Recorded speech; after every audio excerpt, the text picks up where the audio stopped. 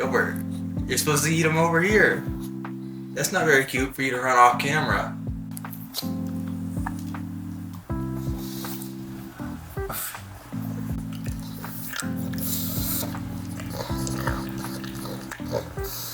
What is going on, you guys? A little bit of a frustrating morning. I'm just trying to sit down, record a casual intro to today's vlog. None of the technology that I've invested in wants to work. This key light right here is supposed to be wirelessly controlled from the app. These two lights back here are working just fine. They're adjustable through the app. This light has been working just fine for the last week and a half, 2 weeks, controllable through the app. Today, it decides it doesn't want to be controlled by the app. It wants me to get up, walk to the back of the light, adjust the brightness and all that stuff, which is even more frustrating because the iPad mini that we use to monitor if we're in frame and how the light looks and adjust our exposure using zebras and all this other stuff, the iPad mini stopped charging. So I had to return it, and now we're back to our backup 5th generation iPad mini, and it doesn't want to pair with the Sony camera anymore using the monitor and control app. So now I'm looking across the room at a screen this big to see if I'm in frame. It's just one thing after another. The Sony control app, the iPad, the light. You try to make the best content production quality wise possible, and nothing wants to cooperate. Like, why can't technology just work for us? That's how it's supposed to be. But anyway, we have to do a few errands today. I might be having to pack up this entire light, which is not a small thing. I mean, it's going to be a package this big, and send it back to Amazon and get a replacement for it. And then simultaneously, we need to ship off this little package here because we sold one of our lenses. And that's important because I wanted to replace that lens with an anamorphic lens, but I didn't want to pay for it. So I want somebody else to give me money, which I give them a lens in exchange. But all of this technology, I don't want to be out of pocket. Running this channel has already been quite costly for me over the years. And so rather than sinking further funds into it, I try to utilize a little bit of arbitrage from different marketplaces to finance all of this technology, upgrading the camera, upgrading the lenses, all the lights, the wireless microphones, on and on and on. And we've been able to do so successfully, not just make it a net zero cost, but we've actually been able to make a good bit of money on cameras, lenses, and other accessories. Takes some patience and it takes some wheeling and dealing, but over the last couple of months, we've definitely made a pretty penny and got all of this technology for free. So that's a great thing. But as I have expressed, it's not all smooth sailing. Always freaking something. This all started with the Sony control app not pairing with my iPad or even my phone after I paired the camera to the gimbal. And it had a hard time balancing 2 Bluetooth connections at once. It was not working. It was basically forcing me to choose one or the other. So ever since I did that, I unpaired it from the gimbal, but now it doesn't want to pair with any of my monitor and control kind of setups, which is very frustrating. I was going to do a car vlog yesterday and I couldn't get it to sync up.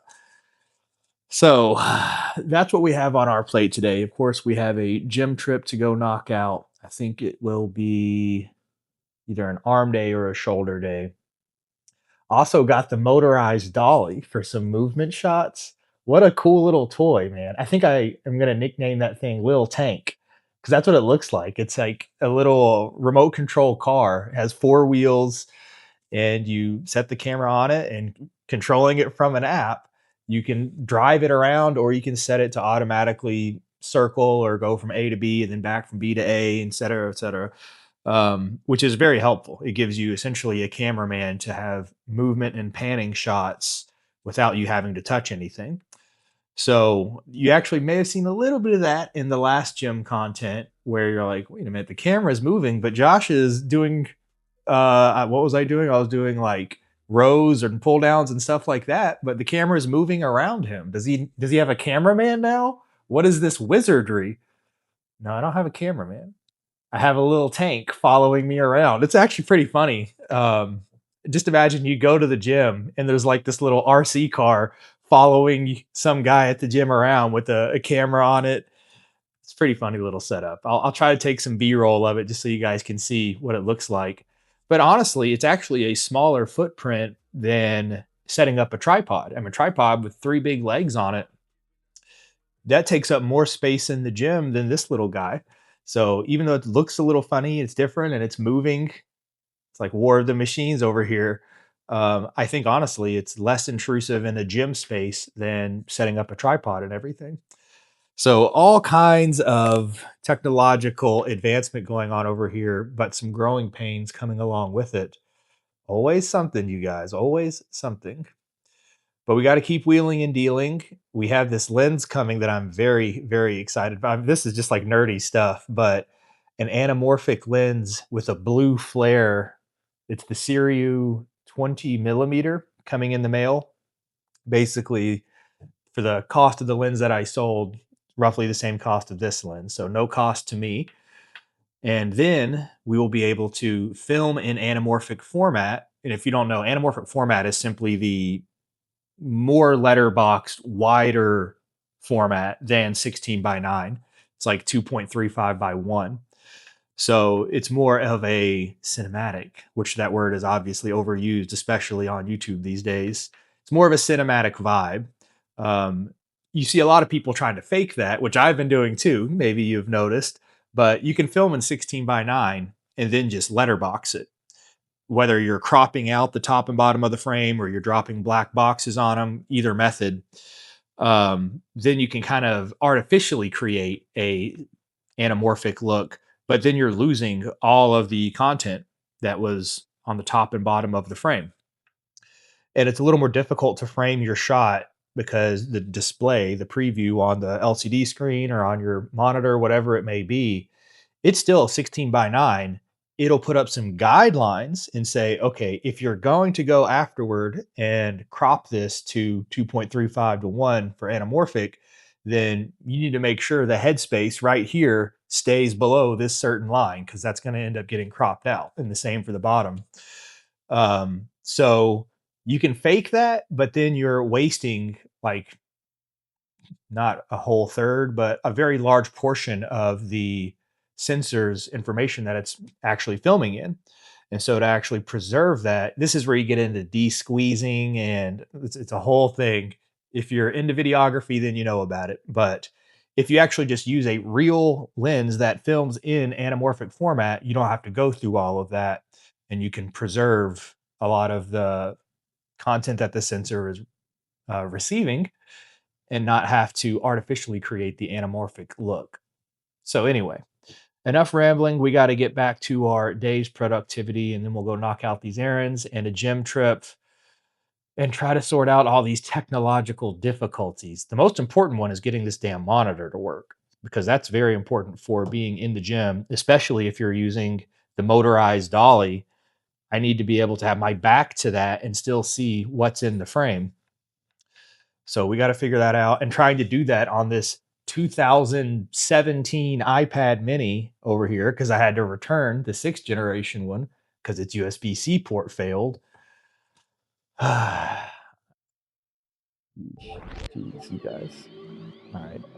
Back to our rock star, back to work, and then we'll knock out these errands here in a little bit. All right, moving on to the most important errand of the day. We actually had a bicep day, which is a little unusual. Typically, I do arm day, which includes biceps and triceps. But honestly, my back was a little bit tweaked. And so I knew I was going to not do back day in a couple of days or shoulder day. So I was trying to find a way to create an extra day that wouldn't bother my back for this week because I love going to the gym as many days as possible. So I said, you know what? I'll just split it up. I'll do biceps only one day and then I'll do triceps only the next day.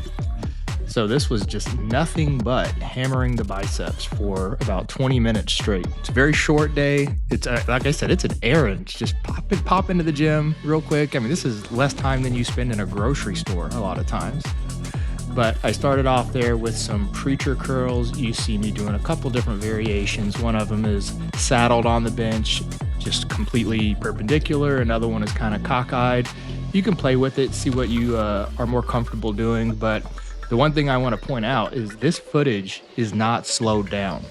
This is the normal frame rate. It would be fun to slow it down and make it super cinematic and everything, but the reason I didn't is because I want you to see the very, very slow and controlled tempo. Each movement, each individual rep is a full 2 to 3 seconds. A very slow and controlled descension of the weight, and the same tempo coming back up to the shoulder on the ascension. So this preacher curl bench, I just did several variations, as I said, perpendicular, cockeyed, and then I switched to both arms at the same time just for the sake of variation. And then another variation that I did, as you can see, the wrist positioning is actually quite important when it comes to hitting the brachialis, that bump on the outside of the bicep. So not where the bicep vein is that's bulging, but more on the outside of the bicep. If you want to target that a bit more specifically, that's when you get into hammer curls.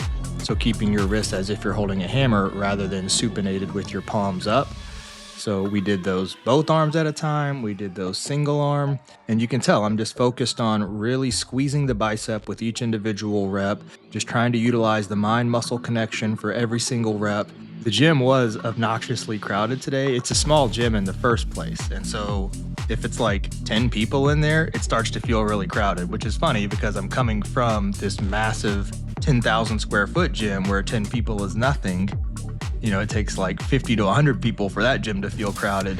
Well, in this gym, which is essentially just one big room, you start pushing 5 to 10 people in there, and it's like, okay, I got random people in every single shot, and I'm not hating on them. I'm glad they're there. They need to do their work, but it gets to be a little distracting for the sake of filming content. So I was eager to get out of there, but that didn't mean I skipped sets or skipped reps. Then after we did all those preacher curls, we moved over to concentration curls. So although this footage doesn't necessarily look that different when it comes to like, okay, he's still doing curls. Well, yeah, it's bicep day.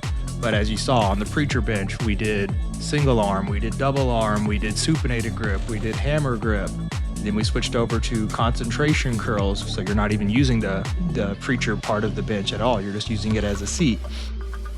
And that was it for bicep day. Very quick day, got a nice pump, got the veins bulging, sipped our BCAAs throughout the workout, and got out of there. So very easy errand to just check off your list, get it done. It's essential. All right, guys, I hope you enjoy the voiceover and the content and the little vlog.